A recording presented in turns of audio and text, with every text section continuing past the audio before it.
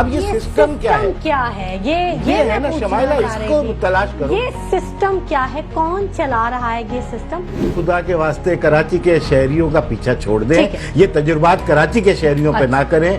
اور انہوں نے بیڑا روڈ پہ آپ گزر نہیں سکتے، تعفن آپ کو سننے کو مل رہا ہے. نجیب ایوبی صاحب سے بھی بات کرنا چاہوں گے. نجیب ایوبی صاحب، بارشوں کا ظاہر ہے جو صورتحال ہے وہ اب آنے والے دنوں میں فیس کرنا پڑے گی.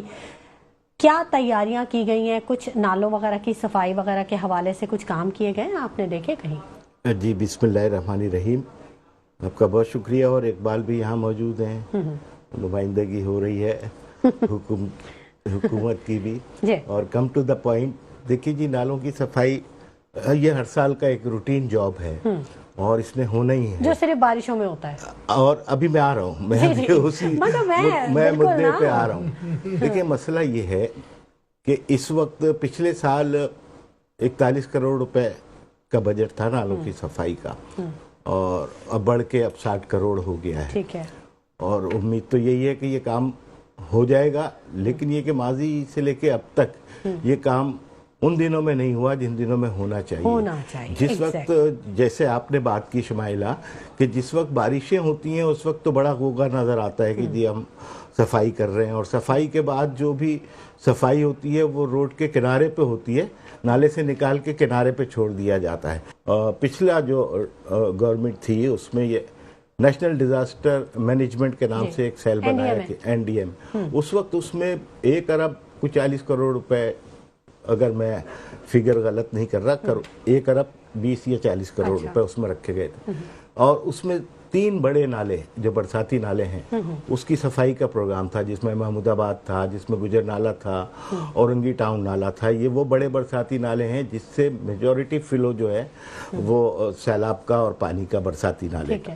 اچھا، اس کے بعد اب آپ آ جائیے، تقریباً 17 کے قریب قدرتی نالے ہیں جس میں نہر خیام بھی شامل ہے، اور یہ ملیر ندی بھی ہے، لیاری ندی بھی ہے. اب پرابلم کیا ہو رہی ہے؟ دیکھیں، پرابلم ٹیکنیکلی یہ ہے کہ یہ 200 فٹ چوڑے نالے تھے. اچھا، اب زمین کی جب سے لوٹ مار اور مارم ماری شروع ہوئی ہے، قبضہ مافیا کا راج ہے. اب اچھا، پھر یہ کہ روزانہ 7,000 سے لے کے 10,000 افراد کراچی میں آ رہے ہیں. یعنی کراچی کے اندر جو آبادی باہر سے آ رہی ہے وہ 7-8 ہزار تو ڈیلی کی بنیاد پہ یہ کراچی آ رہے ہیں. اور یہ مرتضی آپ صاحب نے خود کہا تھا کہ 10,000 کی فگر انہوں نے دی تھی، تو میں اس کو بہت ہی محتاط آپ کو بتا رہا ہوں. اچھا، جب یہ آ رہے ہیں تو ان کو جگہیں کہاں مل رہی ہیں؟ نالوں کے گرد گھر بنا لیں. نالوں کے اوپر میں نے تو کورنگی میں وزٹ کیے ہیں، ملیر میں وزٹ کیے ہیں، شاہ فیصل میں میں نے وزٹ کیے ہیں. ان نالوں کے اوپر پلر لگا کے، پلر بچھا کے گھر بن چکے ہیں، اور 1 منزلہ نہیں 2-3 منزلہ گھر بن چکے ہیں. تو یہ تو شہر کا معاملہ ہے. دوسری جو اس میں غفلت تو میں نہیں کہوں گا، کام کرنا چاہتے ہوں گے لیکن کر نہیں پا رہے. جو چیز ہے وہ کر نہیں یا ہو نہیں پا رہا. اب اس کو نہیں، میں آپ کو بتا، میں تو تھوڑا خیال بھی کر رہا ہوں نا میرے دوست کا کہ ناراض نہ ہو جائیں. دوستانہ یہ فرینڈلی اپوزیشن نہیں ہونی چاہیے. نہیں جی، میں تو ابھی آؤں گا آہستہ آہستہ. حقائق کے ہم اوپر بات کر رہے ہیں. اچھا، اب آ جائیے آپ، میں آپ کو کچھ فیگرز آپ کو میں بتاتا ہوں کہ یہ سیوریج لائنیں ہیں. سیلابی راستے جو چوڑے تھے اس میں 18 انچ اور 20 انچ کی لائنیں ڈال کے اب وہ 20 فٹ کہاں، 40 فٹ کہاں، اور پائپوں کے ذریعے 20 انچ کا. تو اب ان پائپوں سے جب ہم محمود آباد نالے کو گزاریں گے یا اورنگی کے نالے کو گزاریں گے، اچھا، یہی حال نہر خیام کا ہے جو سب سے بڑا آبی ریلا گزرتا ہے سیلاب کا. وہ پورے کراچی سے ہوتا ہوا کلفٹن اور وہاں سے سمندر میں جا رہا ہوتا ہے. اب اس کا جو پارٹ تھا، جو تقریباً میں سمجھتا ہوں کہ 1,000 گز کا پارٹ تھا، اب وہ 200 گز بھی نہیں رہ گیا ہے. تو اب آپ مجھے بتائیے کہ جو پانی، ابھی تو بارشیں وہ والی نہیں ہو رہی، اب تو کلاؤڈ برسٹ ہو رہا ہے، جس کو انشقاق بادل کہا جاتا ہے. میں نے بڑا مشکل سے یہ ترجمہ ڈھونڈا ہے کہ جی کلاؤڈ برسٹ کا کیا ترجمہ ہوگا. تو انشقاق بادل، بادلوں کا پھٹ جانا. تو اب اس کے نتیجے میں جو سیلاب ہے اس کو تو آپ ملٹیپلائی کر لیجئے کہ اس کی ہولناکی کیا ہے. ابھی ہم دیکھ چکے ہیں، ابھی سب جگہ ہم یہ دیکھ چکے ہیں کہ یہ صورتحال ہے. تو یہ جو کلاؤڈ برسٹ کی صورتحال بننی ہے تو اس میں ہمارے تو نالوں کا حال یہ ہے کہ گورنمنٹ کہہ رہی ہے کہ ابھی 400 جگہیں ایسی ہیں جہاں چوک ہے جو ابھی کھلے نہیں ہیں. 25 तारीख सर पे खड़ी है। ये महीने के अंदर पूरी की पूरी मौसमियात के जो इशारे हैं वो ये बता रहे हैं कि बारिशें सर पे हैं। तो चले फिर मिलके दुआ कर लेते हैं ना कि बारिश ना हो। ये हमें तो कुछ हंगामी काम करना है। अर्बन फ्लडिंग का खतरा इंतहाई संजीदा नौयत का हो चुका है। 500 आबी रास्ते हैं जिसमें से गवर्नमेंट ये कह रही है कि 400 पे चौक है, यानी बंद है। अब मुझे नहीं समझ में आ रहा कि इतनी कम वक्त के अंदर किस तरीके से ये काम होगा, जबकि ये काम पूरा साल की होना चाहिए। मिसाल के तौर पे नेमतुल्लाह खान का दौर तो मुझे याद है अच्छी तरह। नेमतुल्लाह खान जमात इस्लामी के मेयर थे, उस जमाने में एक पूरा साल बल्दियात का एक इदारा था जिसका काम ही नालों की सफाई था। बदकिस्मती है कि हम अच्छी चीजें भूल जाते हैं और उस मामले को कैरी फॉरवर्ड नहीं करते। देखिए जी, जो भी हुकूमत होगी वो इन कामों को तो करे ना, ये तो बुनियादी काम है। वो हर महीने तनख्वाह ले रहे हैं, वो किस बात की तनख्वाह ले रहे हैं? फिर यहीं पर ये बात आ जाती है। इस वक्त हम देखते हैं तो वो इदारा अपनी जगह मौजूद है बल्दियात का, लेकिन वो घोस्ट मुलाजिम पर मुश्तमिल है। ठीक है अजीब साहब, अगर इदारे काम नहीं कर रहे हैं तो फिर दावे क्यों किए जाते हैं इतने कि मतलब हम ये कर देंगे, वो कर देंगे, ऐसा है वैसा है, ये कवानीन आगे। अगर कानून पे अमल दरामद होना ही नहीं है तो क्या फायदा कानून बनने का? देखिए, बिल्कुल आपकी बात सही है कि एक तो वो दावे होते हैं जो इलेक्शन से पहले होते हैं कि हम ये कर देंगे। एक दावे वो हैं जो ड्यूरिंग, जिस वक्त आप प्रोसेस से गुजर रहे हैं ये हो जाएगा। ये सब सिस्टम का हिस्सा है। सिस्टम में सब चीज़ें जायज़ हैं। 300 यूनिट बिजली भी फ्री कर रहे थे, वो 200 यूनिट भी बिजली फ्री कर रहे थे और बड़े शोर शराबा था। लेकिन मैं बात कर रहा हूँ रियलिटी की। इस वक्त सॉलिड वेस्ट मैनेजमेंट सारा प्रोग्राम आपके पास है, हुकूमत के पास है। इस वक्त सिंध बिल्डिंग कंट्रोल अथॉरिटी, यानी जिसका काम नाजायज इमारतों को और नालों के ऊपर तामीरात को और फला को रोकना है, ये सिंध हुकूमत के पास है। सफाई का सारा निज़ाम ये सिस्टम को दे दिया है। कचरा इधर से उठता है, कोई एक जगह मख्तस कचरे की है ही नहीं। जिस जगह कचरा उठ रहा है उसको दूसरी जगह डाल दिया जाता है, वहां से तीसरी जगह ट्रांसफर कर दिया जाता है और वो कचरा जो है वो पूरा हफ्ता घूम रहा है। आप जाके देख लें करीम, अब मैं तो यहाँ बैठा हूँ, आप देख लें जाके पूरी कराची के अंदर लियाकताबाद के नीचे कचरे की क्या सूरत हाल है।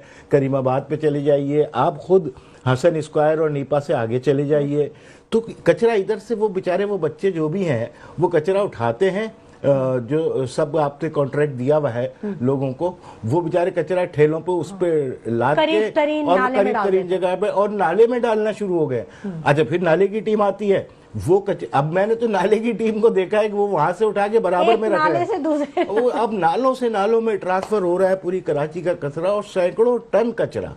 यानी कचरा भी कोई कचरा है। यानी इससे तो हमें बड़े प्रोजेक्ट बना लेते हैं। हम वो ईंटों का प्रोजेक्ट शुरू कर सकते थे, हम उससे सड़कों की तामीरात के लिए एक मटेरियल बनता है वो बना के शुरू कर सकते थे।